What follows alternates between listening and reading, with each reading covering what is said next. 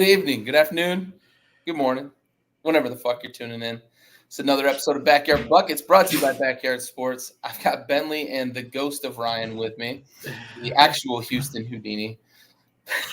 Bentley, how you doing, man? I'm great, dude. It's an honor to be in the presence of the man solely responsible for turning around the Houston Rockets franchise, the Houdini himself. I can't express what a pleasure it is to be able to talk sports with him. Houdini, how you doing? First of all, I'm tired of both of y'all's attitude. This was not an homage to the Houston Rockets. It was an homage to the two Houdinis of the 40s and 50s, Bob Davies and Bob Cousy, the Houdini of the hardwood, and the Harrisburg Houdini, Bob Davies. Okay? Y'all always make it about me like I'm some type of insane narcissist. Ryan's getting deep in his head early in tonight's episode. We love it. We love it. And though I may be a narcissist, I don't like being called out in public. Self-awareness is key. All right. I'm good. How are you, Gary? Thanks for asking. Yeah. I'm doing good, man. Doing good. Well, hey, let's jump right into it. Draymond Green decides he's going to go full MMA and put Rudy Gobert in a chokehold on the hardwood on national TV. This wasn't just any old game. This was a game that was televised. I want to get your guys' thoughts, but I kind of want to set the stage a little bit, right? So this doesn't start as just kind of an unprovoked Draymond Green incident, which is how a lot of them do start because he's that guy, right?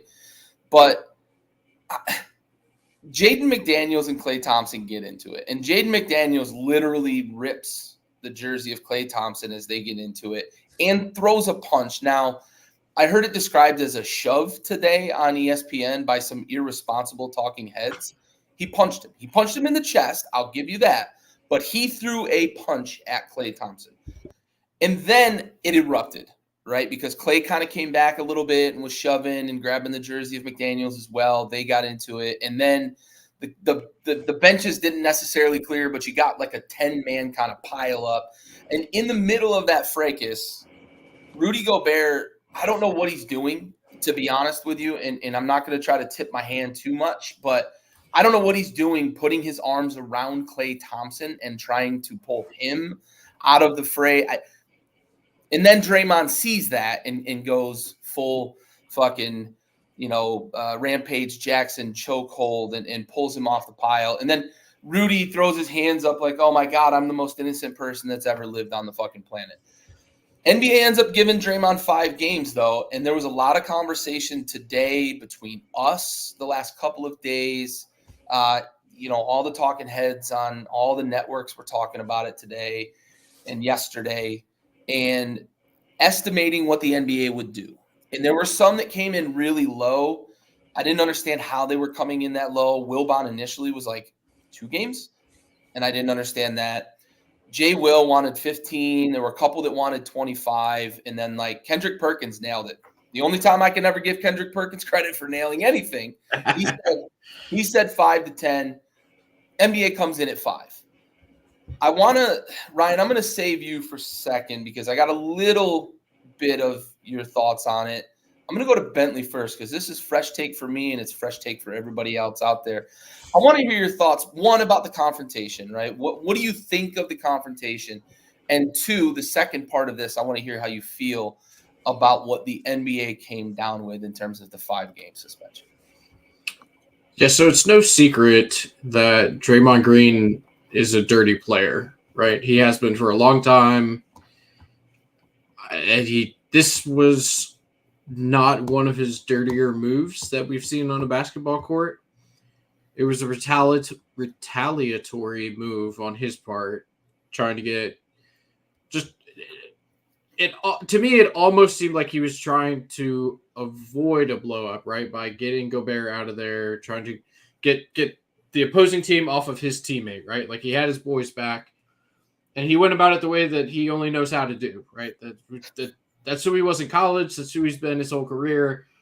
again, not one of his dirtier moves. He wasn't the instigator. It's not something that he went out of his way. He's not stepping on an arm or whatever, or the chest of Sabonis.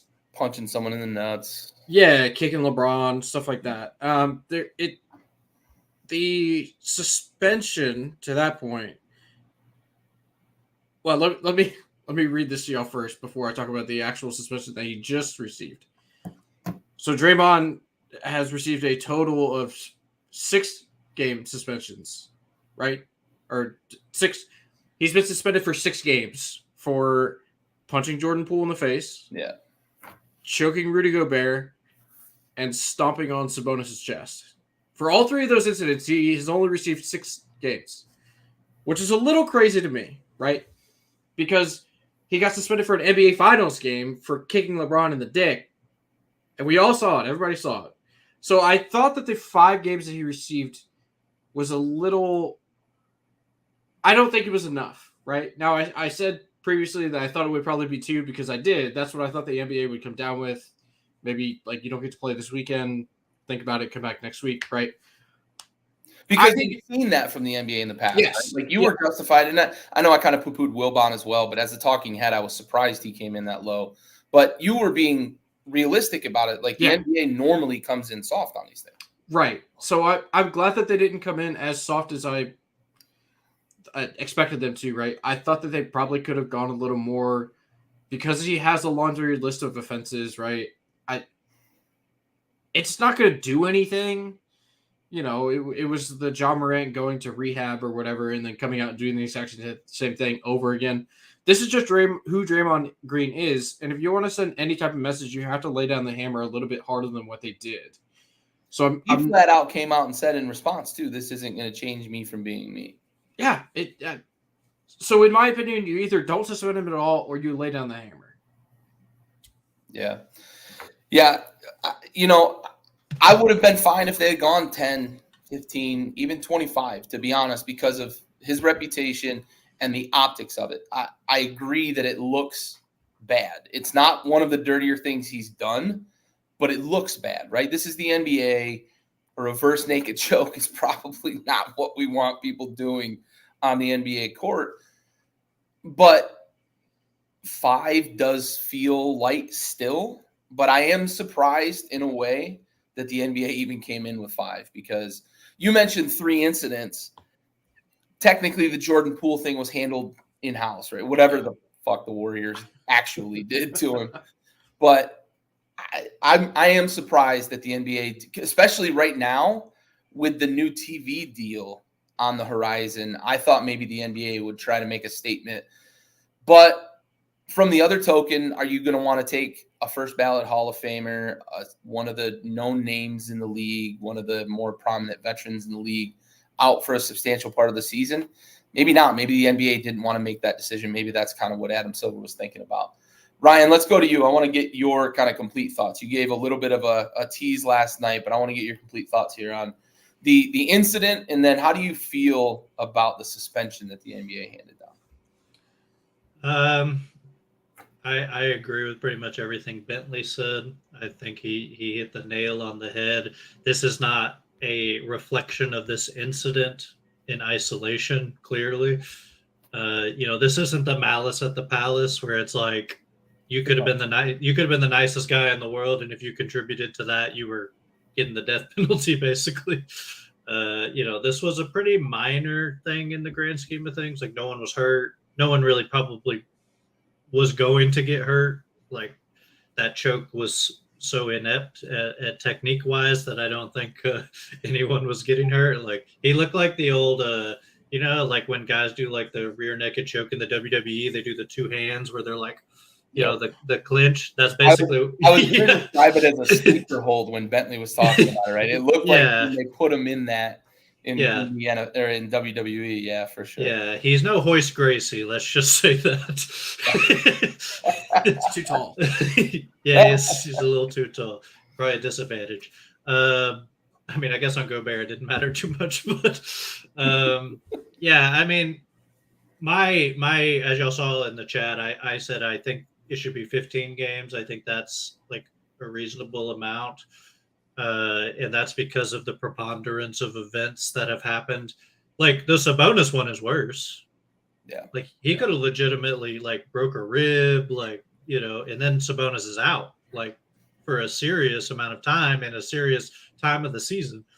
Like that was way worse. So, eventually things just catch up to you. And I think you have to lay the hammer down. Like Bentley said, I don't think they did enough of that. Yeah, I don't think 5 games is enough. I think it needed to be at least double digits. Yeah, it was only 2 minutes into the game. That's true. Robert Leader did. They hadn't even scored a point either. It's impressive. I think the other guys only get off because that became such the media highlight of it, right? Because I do think those guys probably should have been suspended. Like McDaniels probably should have got like a game for throwing a punch, like you said. But because Green came in and made the show about himself, that got rid of it. The other thing that I find interesting about it, because I think Bentley really succinctly said what I would say. The thing that I found interesting about it was the criticism that he was intentionally trying to get out of the game because Steph wasn't playing. And like, I 100% believe that to some extent. I can see him being like, this ain't my game. Like, Gobert's annoying to wrestle with for like, 35 minutes a game. And then there's still Towns, even if you're not like guarding Gobert. They're both big guys. And he was probably like, I could just like chill because we're going to lose anyways. What's crazy is it was like a competitive game even after that. Like I think they kept it relatively close. Yeah, no Steph, no Clay, no Draymond. Yeah. And they kept it close, yeah. So I found that commentary funny. I do think Gobert's really annoying. Like I'd probably want to chokehold him, I imagine. Donovan Mitchell still wants to choke him. Like I thought when he was lifting his hands up, he was looking for some mics to touch. Right. It was like he was like trying to get COVID or something again. I'm not sure. Yeah. I don't think he's the most likable guy in the world, but so I think Draymond likely was like, "This is my moment. I can get out of the game and also choke this guy I probably don't like to begin with." Taking a vacation now. But I mean, you have to, right? Like, what if he did hurt him? Like, you never know in that situation. What if he grabs him and the choke doesn't hurt him, but he like pulls a hamstring or something as he's like knocking him down? Like, what do you do then? Like, when you're talking about like proportionality, is like then you got to suspend him a ton. So I think they had to go the route of this could have been a lot worse very easily. And he should have let him go after about 10 seconds. He held that guy for way too damn long. He did. Like Kerr's in there, like about to get in the fight, and I'm like, bro, like you should have let him go.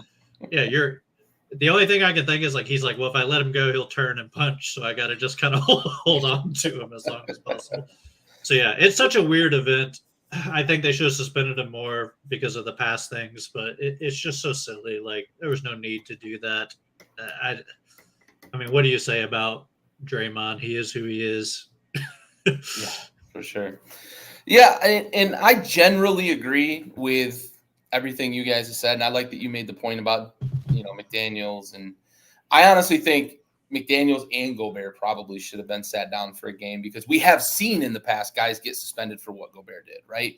But I also 100% agree with what you said, Ryan. Once Draymond did what Draymond did, nobody gave a fuck about what McDaniels, Thompson, or Gobert did at all from that point forward. And I think if Draymond doesn't choke out Gobert, we might see potentially Gobert get suspended maybe for a game or, I don't know. I'm curious because we have seen that before where the third party entering, and getting physical in the way that Gobert was. He wasn't obviously not like putting Klay Thompson at risk of injury with a punch or anything like that, but we've seen guys get sat down for a game for getting in the middle of that sort of thing. I wouldn't have had a problem with 10. I wouldn't have had a problem with 15. Like I said, I'm surprised that make him sing I Feel Pretty. Anger management, right? But I was pleasantly surprised that Adam Silver came in at 5 because I would not have been surprised if he came in at 2. Or 4, and then they appeal and knock it down to 2 or whatever. But I look at it and what's 20% of the season, right? 15 games, 16 games, something like that, 18 games, whatever. Maybe that's the high mark, right? You look at that as kind of the high mark, and maybe they just cut that in half because Gobert didn't get hurt. Maybe the severity of it wasn't enough for them to push that high. I don't know.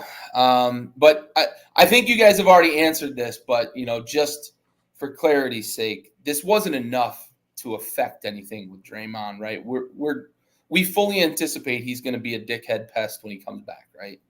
Oh yeah, we'll get 20 technicals by the end of the season again. Yeah, I mean, how old is he? He's in his mid-30s. Like, got to be 35, 36 probably. Yeah, he's not changing. Like, if that was like a 22-year-old that like gets the first big fine of his career, and he's like, "Oh man, like it actually hurts his pocket." Yeah, I just lost $200,000. Like, I'm gonna. Does it make the NBA fight? No, it's not good enough. I mean, you have to get to 20 or so before you get to this one. I think if Draymond did fight Gobert, like if he goes in and throws punches, he probably gets 5 games. You think so? I think he probably gets 5 games. If he doesn't like connect with if he doesn't Kermit Washington him, it's probably like obviously if he like clatters Gobert and kills the guy, then he gets 15, 20, however much it has to be. But yeah, I think the suspension is roughly the same if he gets into a fist fight or if he tries to choke the guy out. It's just how bad is it, right? Like that's like I said, proportionality with a lot of that stuff. Yeah. Now, what if he does exactly what he does here? Then on the way home from the game, he's driving on Instagram Live and there's guns in the backseat. Ooh. And he hits Kelly Oubre. But there's no video of it, so we don't know for sure. Where was Draymond Green when Kelly Oubre was?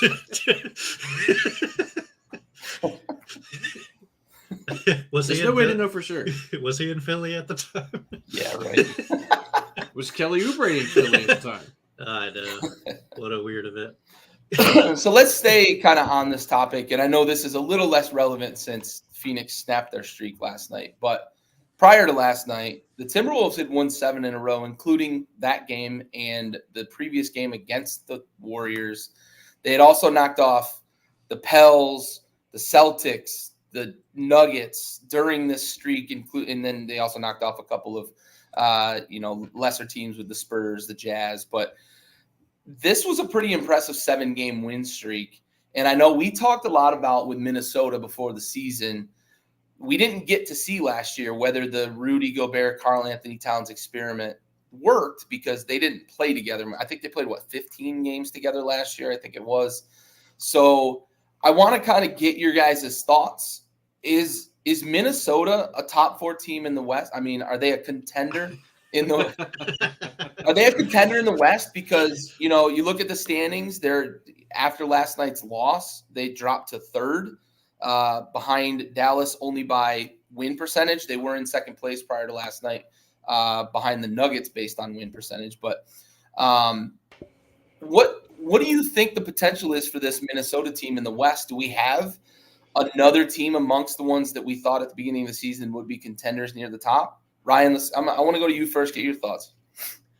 I hope they are. I hope they're contenders because I think anybody that is running in opposition to the way things are done, with the 2 center lineup, I think is really interesting. I mean, obviously it's not 2 centers, but it's 2 traditional centers. Right.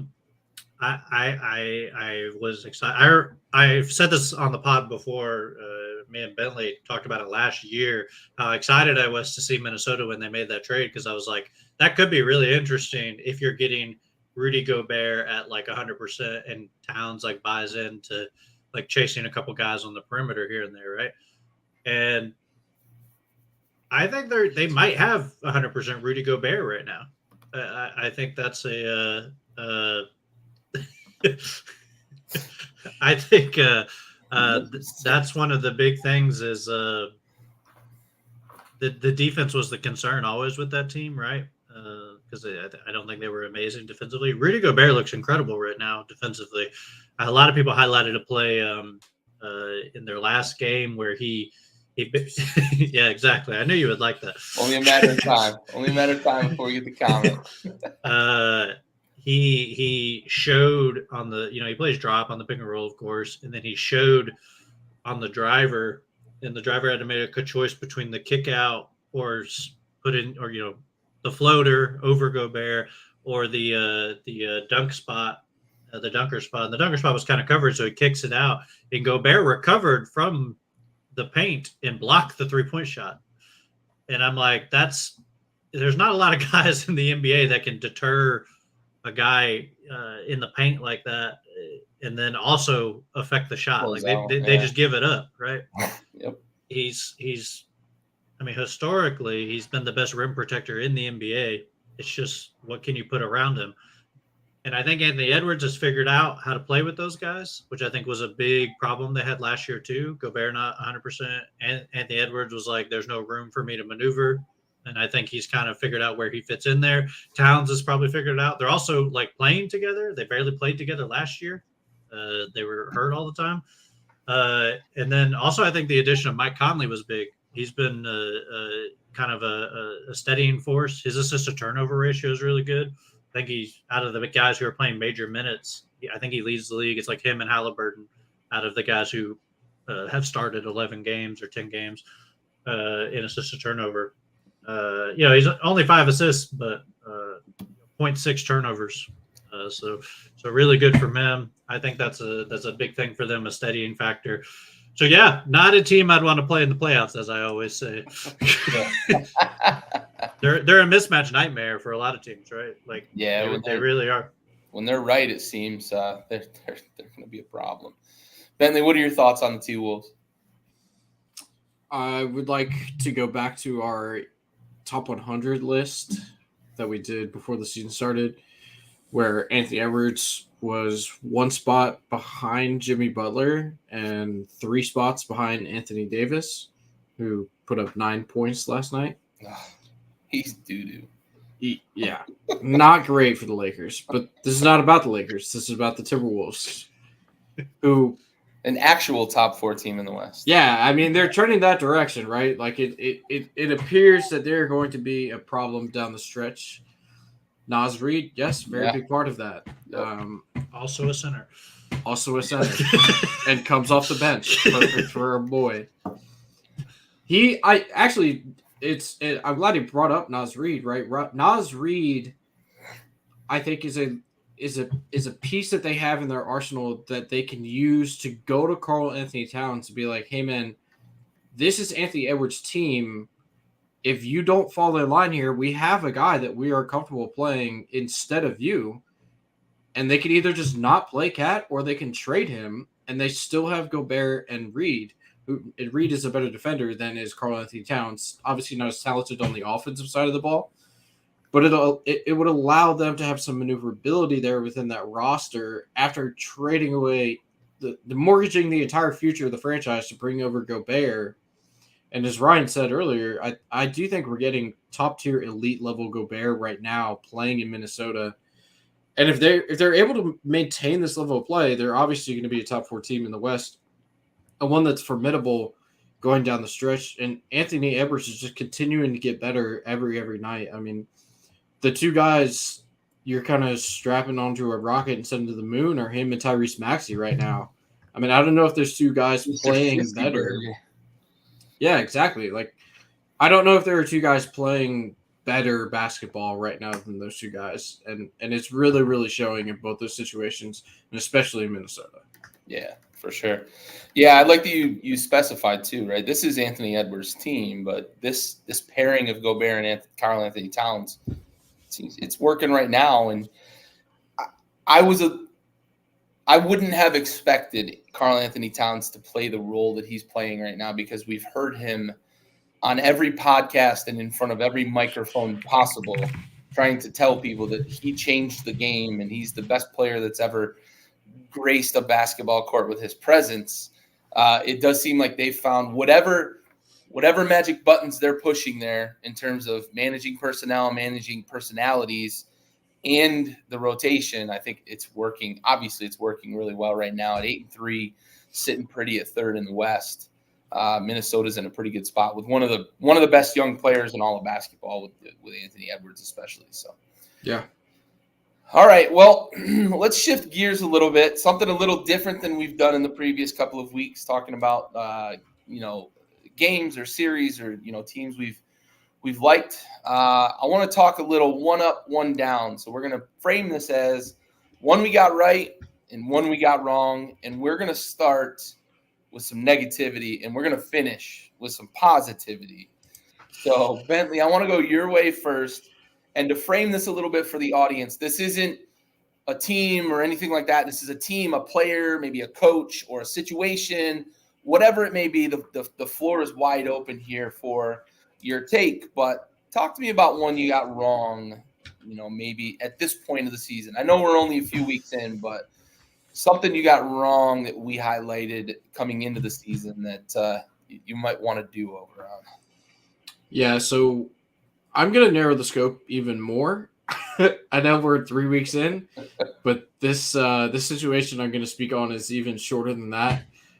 And it's the James Harden trade to the Clippers, right? I sat here in this very chair and talked to y'all about how I gave you all the reasons that it could work, right? And I said, I'm going to choose to believe that guys that are as good at basketball as those four guys they have on the team, being Westbrook, Paul George, Kawhi, and James Harden, those four guys being as talented and as gifted at the game of basketball as they all are individually, can come together and figure out how to make it work. It has not worked. And I wanted to believe, and I told myself I was going to believe, I was going to buy in. I was, the only thing that would stop them would probably be injury. Well, they're all healthy. And boy, are they a bad basketball team at the moment. There is no continuity, no flow to their offense whatsoever.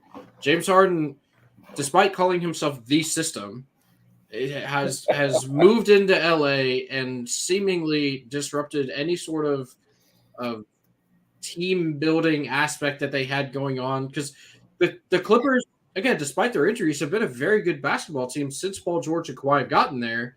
It's just incredibly hard to win a championship. So everyone says, you got to win rings, and that's how we view your legacy and all this stuff. They win a ton of games every year. They always do.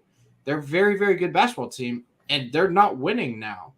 And the only thing you can kind of point to here is that they brought James Harden into the building, and it just has simply not worked.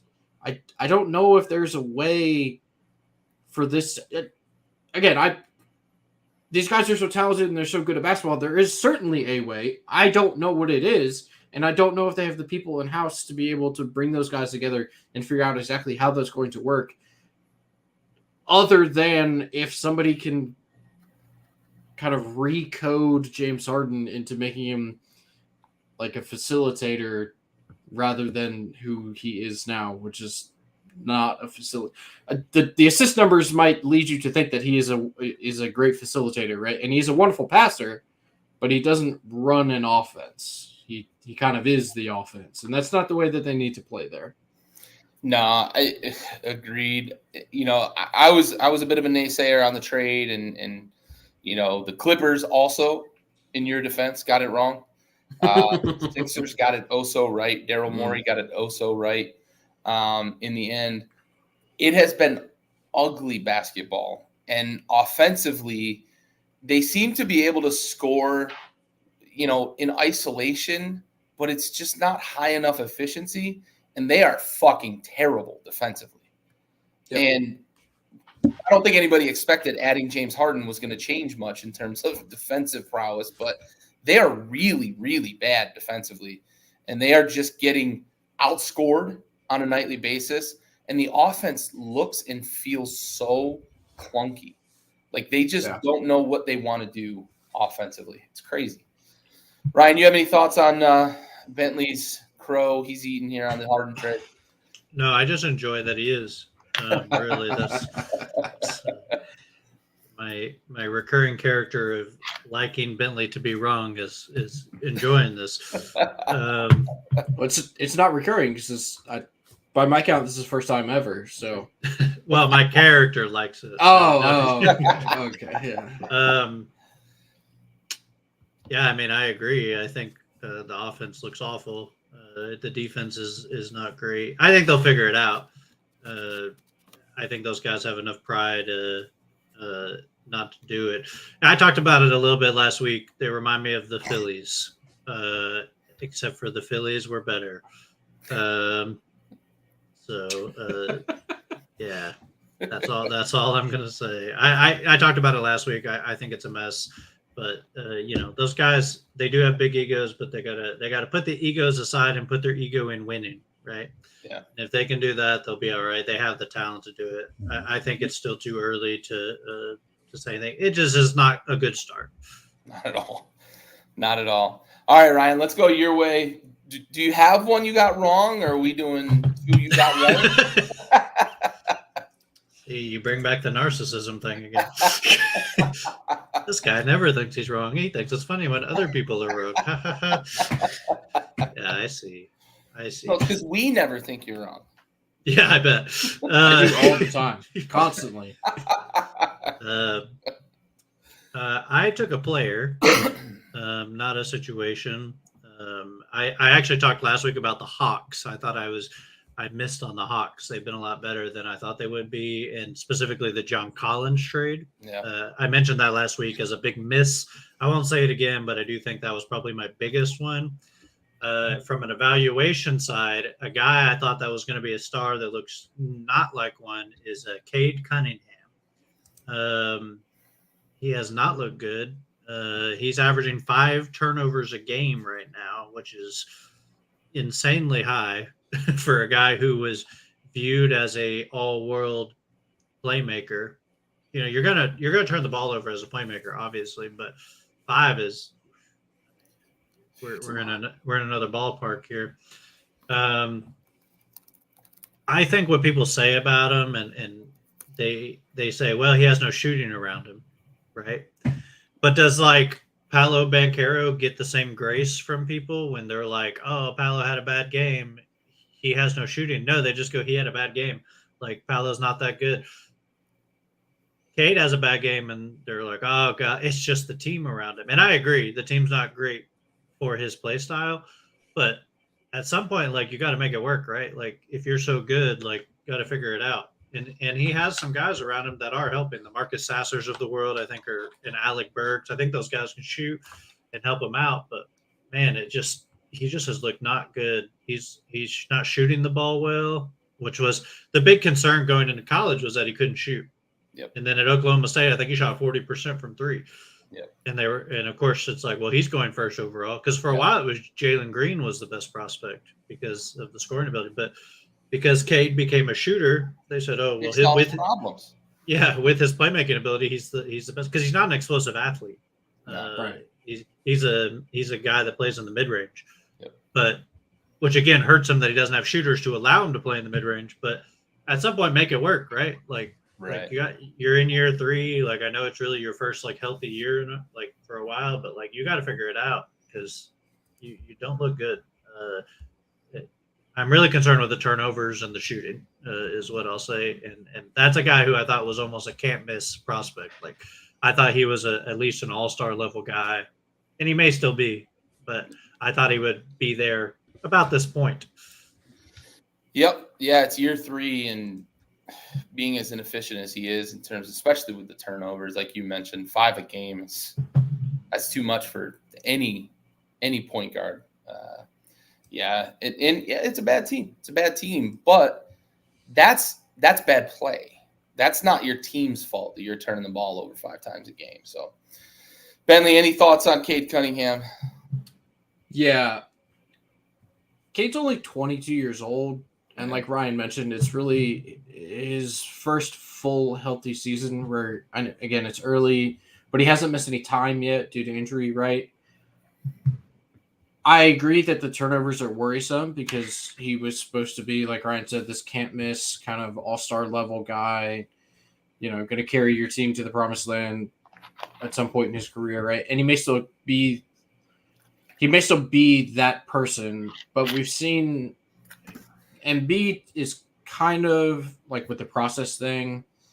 he's kind of the outlier to this. But we've seen players like LaMelo Ball is in this camp, I think, of where they get drafted to these situations that are just terrible for them, right? And they develop these really poor habits, and they don't necessarily seem to be able to kick them long term. And I fear that Cade, with the turnover specifically, maybe developing some of the bad habits that you see in young players as they continue on throughout their career. Now, is there still a chance that he becomes the all-star level guy and the best player on the team and all that stuff? Obviously, of course, it's still within the realm of possibility. But there are certainly signs to him not doing that, and it can be worrisome if that's your franchise player and you need him to take the next leap forward into superstardom. Yep, for sure. Yeah, I wasn't as big on Cade as maybe a lot of people were when he came out, but I didn't think he was going to be this, right, with the inefficiency. I always thought that playmaking was going to be his thing. There were a lot of people thought he'd be a high volume scorer, high efficiency scorer. Yay, nay, maybe, but 5 turnovers a game is too goddamn many for sure. Yeah. One I got wrong. It's for a different reason. I went the player route as well. The knock on Scoot Henderson coming into the draft was health. And I went out on a limb and said I thought he was going to have the best pro career of the prospects in this draft. And that ship hasn't necessarily sailed, but we're 3 weeks in, and Victor Wembanyama looks like everything he was billed to be. And Scoot has missed now 7 games, I think it is, on his tally already, and he was injured during the preseason. So for me, it's not necessarily the product that I've seen on the court, because when he has been on the court, I think he's been okay. A little hiccup to start the season, but he looked pretty good in the preseason before the injury.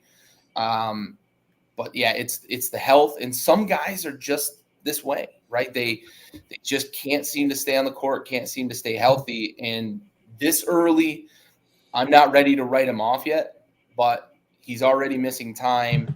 And on top of that, he was supposed to only miss a week or 2. And they've added on to that. We're talking 2, maybe 3 more weeks.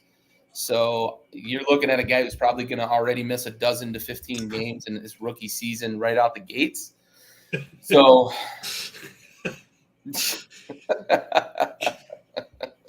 big pop. We appreciate our contributions. Yes. Yeah. Shout out Kevin Love.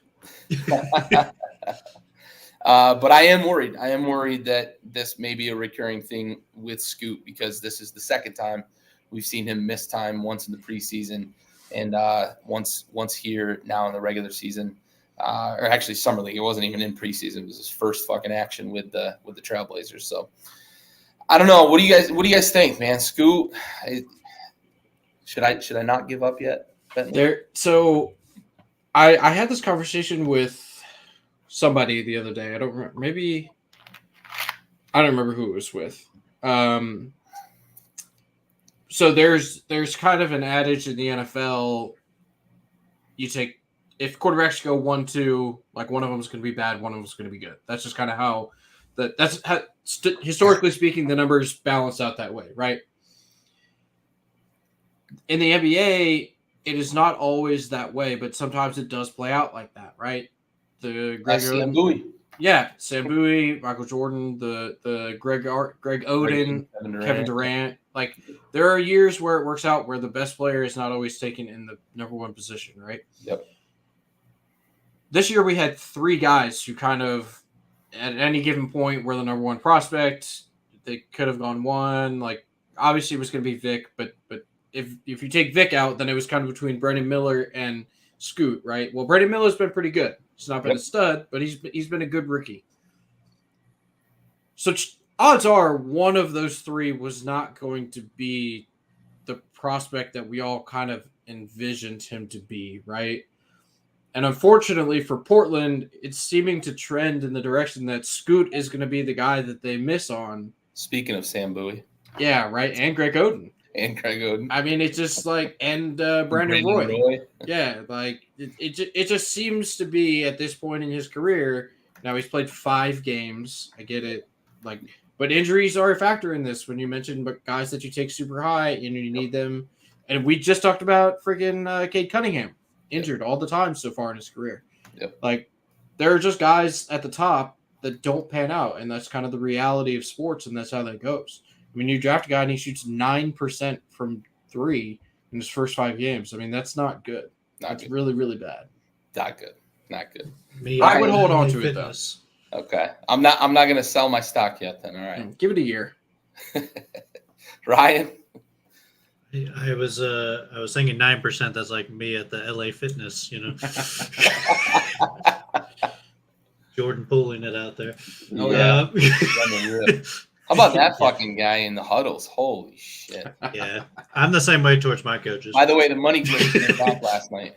Nice. Yes. Nice. They missed one this year. Got back on the wagon last night.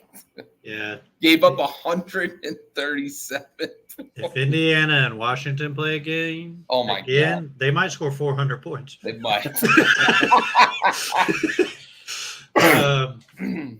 I don't think there's any time, that you need to worry about a guy so early in his career. Obviously, injuries are a concern, but Scoot has the physical talent. He's kind of short, which may be hurting. Like he's trying to get used to the length, where he relies a lot on his ability to separate to score over guys, and you have to separate even more when the guys are bigger and more athletic. Because even in the G League, like the NBA is a big step up. From the G. If you look at the guys who score 40 points a game in the G League, it'll tell you the NBA is a big step up. There's some talent down there, but I'm not too worried about him. I think he'll be fine. The knee is a concern. Yeah, I do agree with that, but I think he's fine. I had him as my number 2 guy, so I have to hold on to that. We're all holding stock, but we're watching the stock. Yeah, watching the stock to see how it goes. All right, well let's get to the positive portion of tonight's show, and Ryan, we'll start with you this time. Tell me something you got right that really sticks out to you this far into the season. You got to pick only one. Yeah, I was gonna say this list is long. I almost couldn't think of a negative.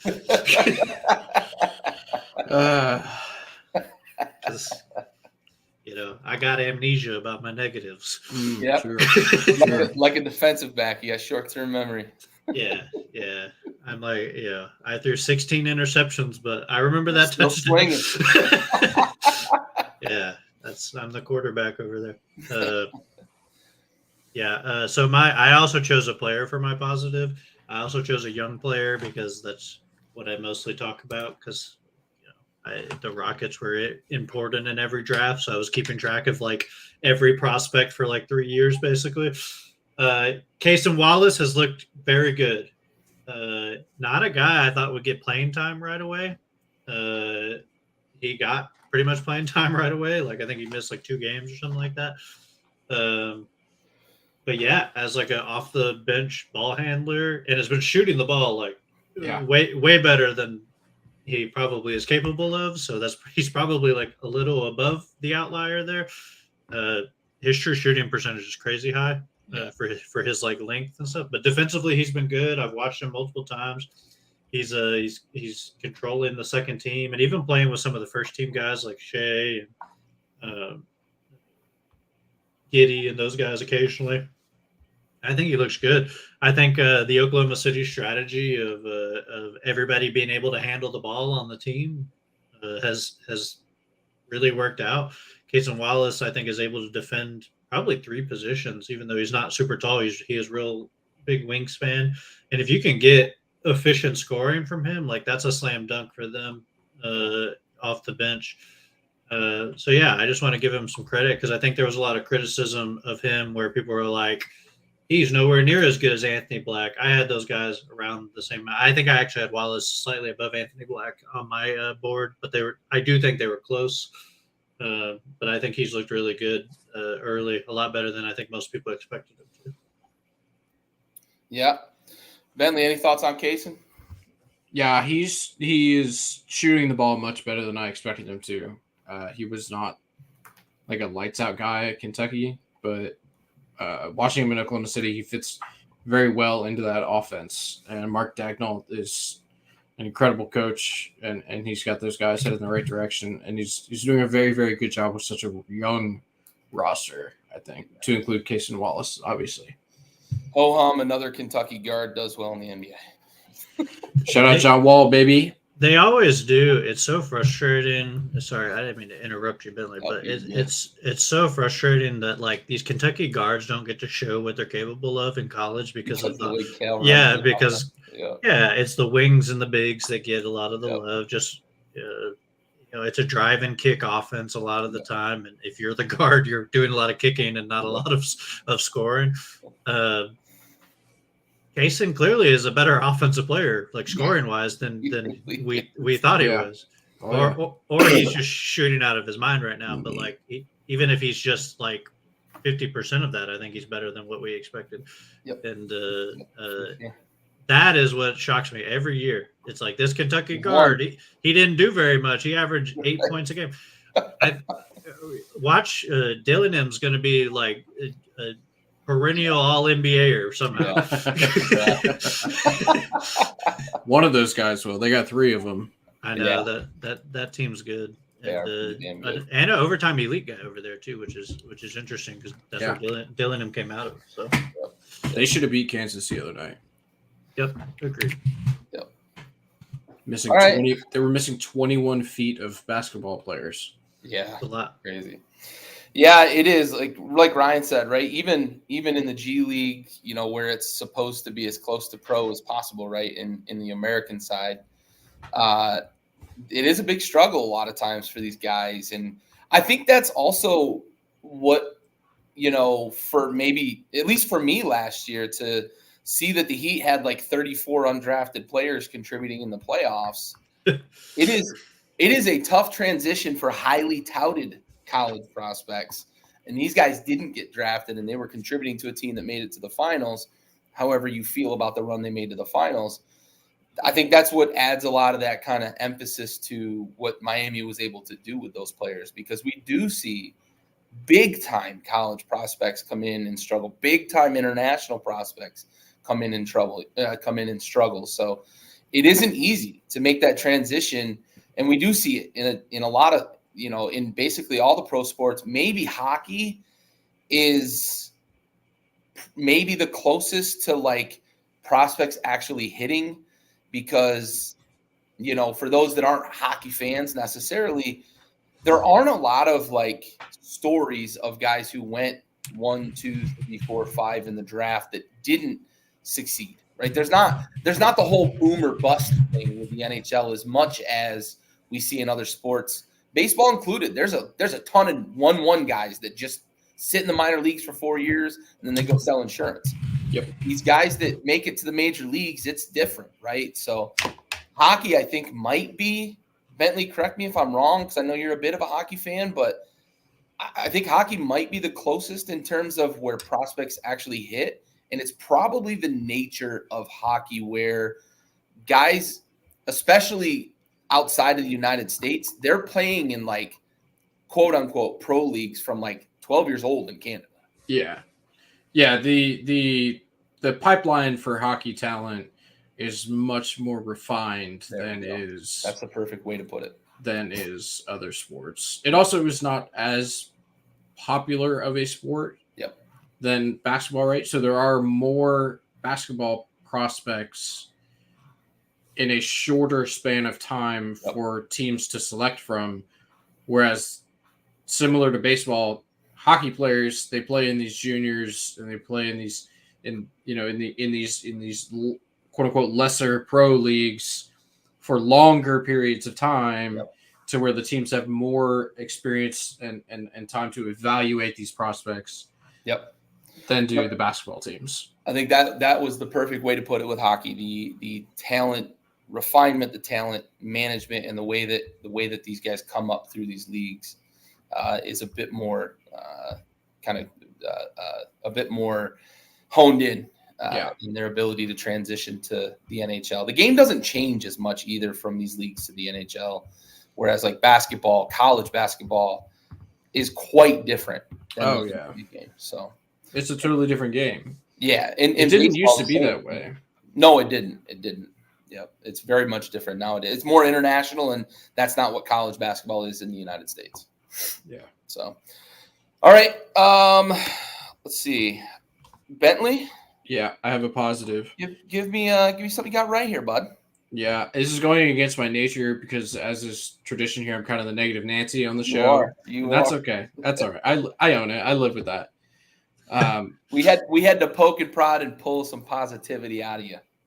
Well, this one is going to come rather easily for me, and it will come to no surprise to the both of y'all that I would like to lay some flowers at the feet of one Derek Lively Jr. Yeah, buddy. That man is averaging close to a double-double in the first 3 weeks of his NBA career. He fits seamlessly into that offense and into the defense down there in Dallas. Luka has never had a lob threat the way that Lively is down there. And we know that Kyrie can play the pick and roll as well as anybody in the world. And Derek Lively, Ryan and I talked about him a lot last year when he was a freshman at Duke, because he was the number one high school player coming out. And we both had talked about how we think, how do you say it, Ryan? He has a little wiggle offensively that he didn't get to showcase there at Duke because that just, like we just talked about, the offensive or the college game is very different than the NBA game, right? There's not enough space. It's a different flow, right? But Derek Lively has been doing everything that they need him to do and then some down there in Dallas. And that team is playing incredibly well right now. To borrow for another phrase from Brian, not a team you want to see in the playoffs because Luka is otherworldly and can go toe-to-toe with absolutely anybody on a basketball court. And then you throw in this Derek Lively guy, just grabbing boards, blocking shots, and rim running, as well as almost anybody in the league right now. Now he's not as refined, right? He still has a lot of work to do to make his game better. But he can do everything that they need him to do currently. They're just going to ask him to continue to do those things and hone his skill and become a better player. And I think he has a chance to be a really, really good player for them long term. Yeah, that's the luxury he's got there in Dallas, right? They're not asking him to put his back to the basket, have the ball, and be a guy that's either going to back you down and get a shot or facilitate, right? Just run to the rim, bud. Luka and Kyrie haven't seen many shots that they didn't like. They're going to put them up, and you go rebound or you go in for, run the rim and get those lobs. Dwight Powell's always kind of been the de facto guy there in terms of who was going to be catching those lobs. He ain't no Derek Lively. He's showcased already that he's the guy. He's the Amari Stoudemire to Luka's Steve Nash. That's yep. Ryan, what do you think about Lively? I know we've talked quite a bit as the season's gone and sometimes giving Bentley a hard time, but also sometimes giving him the kudos we don't love to give him. Yeah, I mean, I think I was as high as anybody for Derek Lively. I think we all pretty much had Dallas taking them. We all thought that made sense. Yep. A lot of people thought that was a big reach. I think his high school tape indicated it probably wasn't a big reach. But yeah, Duke didn't do him any favors. Yep. Outside of just being at Duke. It's a pretty big favor. They didn't do him any favors on the court. I think playing with Filipowski probably didn't help a lot. Yeah. I think that was probably a tough front court combo for them to kind of figure out, both being very young. If those guys play 4 years together, obviously, I think it gets figured out pretty well, but tough in that short turnaround to do what they accomplished. But yeah, I like Derek Lively. I think he's great. I just packed a Derek Lively card I was very excited about, as I told y'all. So clearly I think he's going to be good. Yeah, he's a perfect fit there, which is why everybody wanted him to go there. And I'm glad Dallas pulled the trigger and trusted in the workouts. Yeah, for sure. I mean, he basically is a center. He's their starting five. They list him at power forward because he could hypothetically play the forward, but because he's got that wiggle, man. Got that wiggle. He does. Thank you for using. I didn't patent that phrase. I heard it from someone else, and I like. It's a good way to explain big guys being able to do some stuff with the ball, because it is kind of like wiggling a little bit. Yeah. A lot of body to move. It is a lot of body to move. He'll make them more competitive in the playoffs too, because he doesn't have the frame for it yet. Like he probably needs to put on a little bit of weight, but he's athletic enough and long enough to check up with some of these big guys, these centers that they're going to see in the playoffs down the road. Yep, for sure. I'd be curious in a 7-game series to see Dallas against Denver and see if he can kind of chase Jokic around and maybe be pesky. Nobody's been able to do it, but I'd be curious with that youthful athleticism whether or not he could. Yeah, I see you shaking your head, Ryan. I'm probably stretching here, but yeah, I don't know if they put him on Jokic and maybe not, honestly, because he's so rangy and athletic on defense. They probably allow him to play like the Aaron Gordon and kind of float a little bit. Yeah, it probably makes sense. Yeah, and you put Kyrie on Jokic. Yeah, obviously. you just pull the chair every time he tries to back you down. Call that the Duke special. Yeah, a lot of Duke players over there. Yeah. I wonder why they're so good, huh? Yeah. Seems like there's a couple of them in the NBA. One or two. Feels like they should have a couple more championships than they do. You guys want me to pull up a list and we can go through it, or yeah, just do it off the dome? Great content. Luol Deng. I think he's still getting paid. Most likely. Most likely. Danny Ferry. Grayson Allen. Marvin Bagley III. We're naming all the best ones. All of them. Jahlil Okafor. Anyway. Jack White, NBA champion, Denver Nuggets. Fair. Australian. He does have a ring. Danny Ferry, also an NBA champion. Yeah. See? Adam Morrison, 2-time NBA champion. Racking them up. Not from Duke, but famous Duke player, Adam Morrison. he should have gone to Duke. It was bullshit that he didn't. Yeah. If Duke was on the West Coast, he would have went. Yeah. Whatever. You could surf in Durham. Sure, dude. Atlantic Ocean surfing. It's historic, man. Everybody knows Atlantic surfing. Catching waves on the Atlantic. Yeah. And Durham right next to the coastline. Next to it. Right next. You can smell the ocean from Durham. Oh, that's not what that is. That's Chapel Hill. That's Chapel Hill, right? Yeah, you're smelling Chapel Hill, baby. Also, I would like to. I meant to make my right under my name this. I hate Caleb Love. There's not a college player. The only college player I hate more than Caleb Love is Glenn Davis when he was at LSU. But it's Glenn Davis, Caleb Love, Tyler Hansbrough.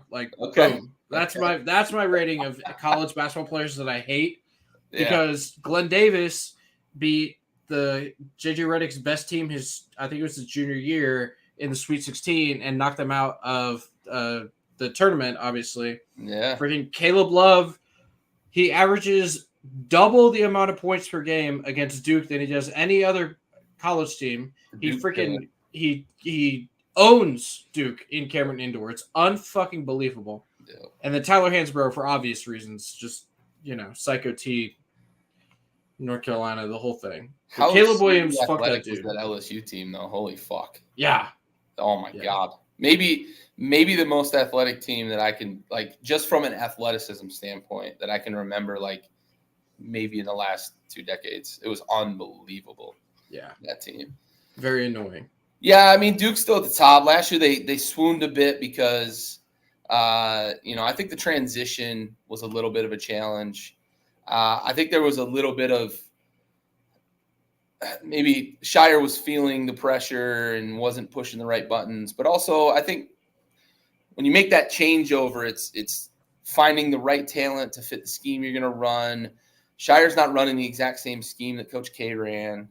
So they're still going to be there. They're still getting talent. They're still getting top guys, Cooper Flagg, and they're going to bring in a bunch of Boozer brothers and blah, blah, blah. They're gonna continue to reload and restock the shelves. But yeah, my brother's a Duke fan as well. So my dad keeps misspelling Duke though. It's D-O-O-K. Duke. No. I like to give him a hard time. I like to give my brother a hard time about it too. But Dad, Brett, he's a big Duke fan, but we forgive him for that. One of the good ones, that guy. Yeah. Don't even know him. Big Right? fan, though. Right? Big fan. Big fan. Anyway, so one that I got right, I'm gonna go to a player as well here. I'm gonna go back to the trade. Well, you talked about the Harden trade. I'm gonna talk about the Drew Holiday trade. He's been exactly what I thought he was going to be for Boston, and then some. He's been unbelievable on the boards for this team. He's got 6 double-doubles this year. 5 of them included rebounds. 1 included assists. But he's averaging 13.5, 8.5, or 7.5 rebounds and 5.5 assists. And he's playing as efficiently as he's probably ever played in his career. I know his PER is right around his career average, but he is fitting and being exactly what I thought they needed to replace in what they lost with Marcus Smart. And he's better offensively, but he's also been better in terms of rebounding. And I think it's allowed them to really play a lot of 2-guard, 3-guard, maybe 2-guard, 2 smaller forwards with Tatum and get away with it. Because as we talked about to begin the season, he can guard 1 through 4, and he can guard some of the 5s that play in this league as well. And I watched, it was last night against the Sixers, actually. It was 2 straight possessions that the Sixers had where he was playing off of the shooter to hedge on a screen and closed out and made a block on 2 straight possessions on a 3-point shooter. And that's demoralizing for an offense to have blocked shots at the 3-point line. He's been great. They've done a really good job of the rotation. And I almost used Kristaps as my thing I got wrong because he's been so good for them too. But Drew Holiday has been kind of the Swiss Army knife for this Boston team. And I think what it's really helped as well, Derek White is playing career basketball right now. He is shooting the lights out of the gym and giving them a guy that can facilitate. But when they're on the floor together, it takes a ton of pressure off of Derek White, in my opinion, and he is playing incredible basketball. Not to mention Jason Tatum's got 30 points a game almost every fucking night too. If he doesn't win the MVP, it might be a tragedy if he continues this level of scoring efficiency. But I want to pass it around, Ryan. I'm going to go to you first on Drew Holiday. This is one I think that, I felt really good about when they made the trade, and it seems to have paid off, at least to this point. They're in first place in the East, just knocked off the Sixers last night to take over first place. Yeah. He is who we thought he is, or something like that. The late, great Benny Green. Yeah. He's always been really good, always an underrated fringe star level guy.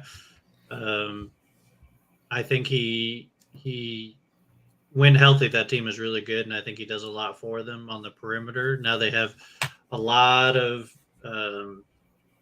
defense on the perimeter. They got a lot of activity out there. They don't make Kristaps do too much, which I think is a big deal defensively. And I think offensively, Jason Tatum can just do a lot with another scorer out there. And yeah, Derek White is probably the worst offensive player like on that team on paper. So it's like he has all the space in the world because the defense is not focused on him. So yeah, I think it's really, they got 4 all-star caliber guys, and then Derek White is solid. I wasn't too sure about the 2-guard lineup. I thought they would run Al Horford, but they have obviously a little bit, but I think the 2-guard and running Jaylen Brown at like a pseudo 3 has been really effective for them, and they had the vision, and I think it's clearly worked. Yep. Bentley, what are your thoughts? They have so much versatility in that roster that adding Drew Holiday, like prior to the Drew Holiday trade, right? They had already so much versatility that he's the icing on the cake there, right? You mentioned how much pressure he takes off of Derek White from not having to be the facilitator and guard the best guard ball handler on the other side, right? Drew Holiday coming in, and he can fill either one of those roles, right? Like any given night, he can be the lead facilitator on the offensive end, or he can guard the best ball handler on the other team. And Derek White can do those things too, just not defensively to the level that Drew Holiday can. But yeah, I mean, Drew Holiday has been phenomenal for them. I think it's kind of criminal that he ended up there. The rich got richer. Yeah, like they're so good. It's not fair, really. I don't see anyone in the East beating them in a 7-game series. As currently constituted, obviously we know trades happen, injuries happen, whatever. As currently constituted, I have to imagine they're the favorite in the East. And Drew Holiday has a lot to do with that. Excellent. All right, well, as is tradition on Thursday nights, we've got a football game going here for at least a few more weeks during the regular season. As we recap basketball, we'll make some picks for tonight's game. We have Baltimore against Cincinnati tonight. Both teams coming off losses. Both teams coming off tight late game losses. Cincinnati being yet another showcase for the CJ Stroud hype train. He's been playing phenomenally, but Baltimore's a 4-point favorite at home against Cincinnati. We're on an 11-0 streak as well for all you degenerates out there. We're on an 11-0 streak to start the season for primetime games going under. So just keep that in mind out there, folks, in DraftKings FanDuel Sportsbook land. Bet ESPN. Bet ESPN, yeah, that's a new one. That's a new one. Yeah, they're trying to advertise it and get it out there. But Bengals at the Ravens, they're 4-point dogs. Bentley, what do you got here? Baltimore, Cincinnati, you gonna lay the points? This division is so tough to predict, man. It's every year the AFC North is just a freaking nail biter all the way to the end. Yep. That being said, I have to stick to my guns in that I'm not a Joe Burrow guy. I loved him at college, right, at LSU, obviously. I want to be a Joe Burrow fan because Joe Shiesty, Joe Cool, all of the things, smoking cigars with his pad still on. I got it. I understand. Good looking dude. Yeah, but he goes to bed at like 7 p.m. So, detractor right there. I gotta take Baltimore, man. They're at home. Like you take the home team. You take the better team. I gotta take Baltimore. Give me the points, I guess. If I have to, I'll take the 4 and I'll call it a day. Okay. Ryan, your thoughts? I am going to take the Bengals to win straight up. Okay. I don't need any analysis. That's what's going to happen. Book it here. That's all I'm going to say. No, I think they'll bounce back after getting beat by my hometown Texans. Yeah, buddy. I think that's more of an embarrassment than what the Ravens had happened to them, and I think they're gonna come out and be like, we gotta start winning or we're out of this situation, right? Because the Steelers are ahead of them right now. Yeah. I think Cleveland's still ahead of them technically. Yep. Like they got to win some games, and this would be a big one to give them a chance. So I think they come out hair on fire, and Joe Burrow is a hardcore leftist. So I'm a big fan of him. So he's my socialist god. So that's who I'll take straight up. All right, Ryan, you do know that Jadeveon Clowney plays for Baltimore, right? Yeah, I know. You're turning your back on the former number 1 overall draft pick by your Houston Texans. One time I gambled with Jadeveon Clowney. He had a lot more money than me, but but he was there, and he wasn't very good at it. So I'm not going to take gambling advice with his name in it. All right. Well, I am on the same side as Ryan on this one. I'm going to say Bengals outright winning this one. Prior to last week, I was on the soapbox talking about how the Bengals were in their mid-season run that we see them make every year, and then they ran into the buzzsaw that is the offensive rookie of the year and the franchise quarterback for the Houston Texans, who's probably going to, by the end of the season, get some MVP love. I know there's some conversation right now with a lot of the talking heads that he's in it. but I expect him to continue to play well because he just looks the part. But I agree with Ryan. I think that the Bengals feel more of a sense of urgency than the Ravens. I do know that the Ravens are tough at home, but what's crazy with the Ravens that makes me think we might see Joe Burrow get a little bit loose late in this game is that through the first 3 quarters of games this year, the Ravens have given up, I believe the number is like 113 points total on the season. In the fourth quarter of the same games, they've given up like 109 points. Just the fourth quarter. They're a bad team in the fourth quarter, and I don't know what it is about that. But that's usually when Joe Burrow shines. So I'm going to take the Bengals, probably in a nail biter. I guess bet the under because we're at 11-0 at this point, right? That's well. Money glitch like the Wizards overs. But yeah, I'm going to take the Bengals money line tonight. All right. Well, let's get out of here. Great episode. Appreciate all the comments, all the interaction in the chat over there. Bentley, what kind of closing thoughts you got for us, man? Yeah, for the sake of not jinxing it, the Wizards are 7-1 to the over this year, and the one time I bet it didn't hit. So, I mean, do with that information what you will. If you're going to play the Wizards total over, just text me first. Yeah. So you know what to do. Yeah. That is a tough go. Ryan, any closing thoughts from you, my man? All I want to say is free Zach LaVine, please. Oh, my God. Get him out of Chicago. Put him in Orlando or somewhere that needs like a scorer like that. I heard the Lakers floated out there. No, fuck the Lakers. Don't give him in. Don't give him Zach LaVine. True. Put him someplace interesting. Golly. Yeah, there you go. I mean, I imagine he'd love to play for the Lakers, but put him somewhere interesting. A team, an up and coming team, as a missing piece for them. I'd love to see that. I like Orlando. I like a couple other fits, but send him back to Minnesota. Chicago needs to blow it up. I was going to say they're going to have to sell, right? Because they're not good with the roster as currently constituted, and they're going to have to move 3, probably 4 pieces. Yeah, might not get a ton in return, but they've got to blow it up and bottom out here.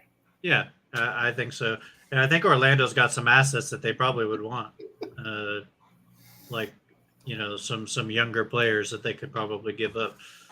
So yeah, for sure. I like that, but free him, please, anybody except for the Lakers, not them, but anybody else. True. Well, hey, for anybody that likes college football, stick around. We'll be back in just a couple of minutes. Bentley and myself talking some college football. But for Bentley, for Ryan, and the rest of the folks here at Backyard Sports, this has been another episode of Backyard Buckets. We are out.